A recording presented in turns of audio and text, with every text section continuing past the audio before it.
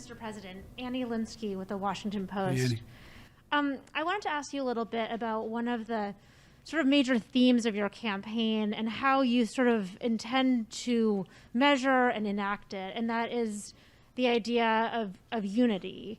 If you could talk a little bit about what you see unity as being. There are some people who are defining it as being bipartisan. Others are saying it is what most of the people in the country, defined by some poll, might believe, or any sort of number of, or perhaps it's 50 plus 1, or 50 plus 2, or 75%. So given that it is such a key part of your message and your promise, can you talk and reflect a little bit more about what is unity when you see it and as you define it? Well, Annie, I think it makes up several of the issues, the points you made. One is unity requires you to eliminate the vitriol. Make anything that you disagree with about the other person's personality or their lack of integrity or they're not decent legislators and the like. So we have to get rid of that. And I think that's already beginning to change, but God knows where things go, number one.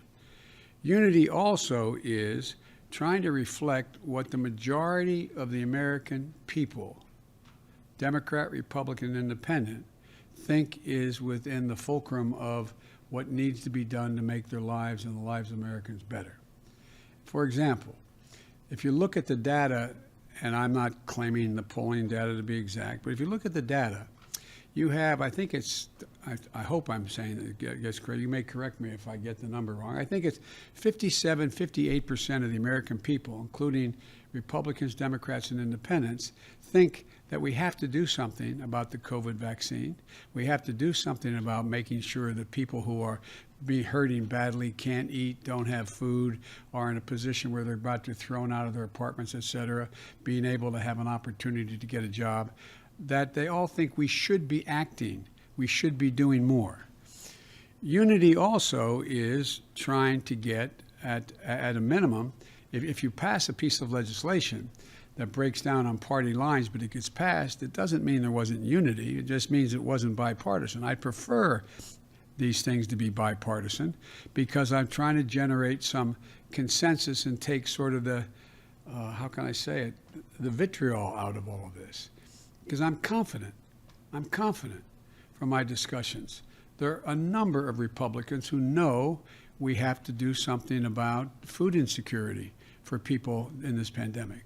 I'm confident they know we have to do something about figuring out how to get children back in school.